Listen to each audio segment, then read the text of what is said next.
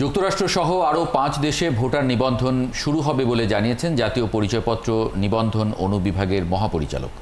ইতোমধ্যে 9টি দেশের 16টি মিশন অফিসে কাজ চলমান রয়েছে।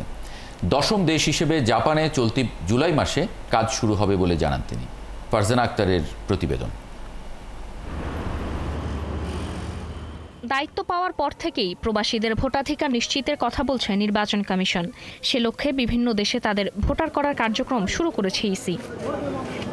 মঙ্গলবার নির্বাচন ভবনে সংবাদ সম্মেলনে এনআইডি অনুবিভাগের মহাপরিচালক জানান, প্রবাসী বাংলাদেশিদের ভোটার হিসেবে নিবন্ধন ও জাতীয় পরিচয়পত্রের জন্য 9টি দেশ থেকে মোট 48,080টি আবেদন জমা পড়েছে।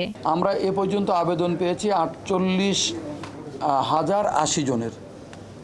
আর আমরা এর মধ্যে বায়োমেট্রিক গ্রহণ করা হয়েছে 29,646,646 জনের।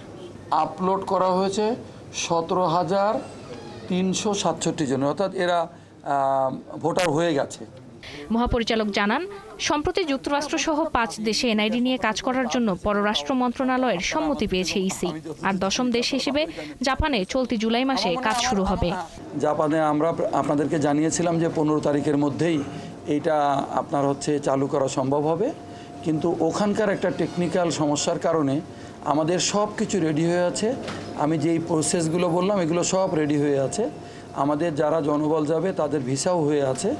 শুধুমাত্র ওখানে পাবলিক আইপি পেতে একটু সময় লাগছে। তারা আশা করছে বৃহস্পতিবারের মধ্যে ওরা পাবলিক আইপিটা পেয়ে যাবে।